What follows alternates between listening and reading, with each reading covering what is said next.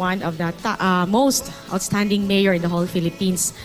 And actually, kinakabahan ako. Hindi ko alam kinakabahan ba ako dahil sa award. Kasi first time na nakatanggap ako ng award kasi first termer din ako na mayor.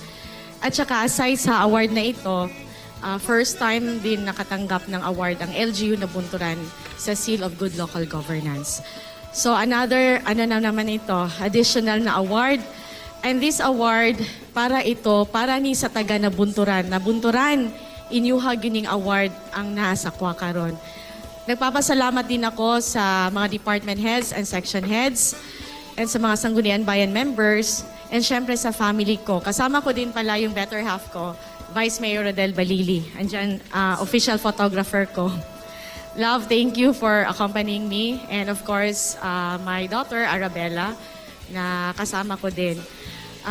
Maraming salamat talaga for recognizing me. Rest assured, mga taga Nabunturan, mas maningkamot pagyud ko para gyud sa kayuhan sa atong lungsod sa Nabunturan. Ang slogan kasi namin sa Nabunturan is Serbisyo Uban sa Gugma, Service with Love. Kasi dapat ang isang leader hindi lang puro sa utak, kundi nasa puso din. So sa lahat ng awardees, congratulations sa lahat. And sa nag-recognize sa akin sa Saludo and Philippine Leaders Award, maraming salamat po.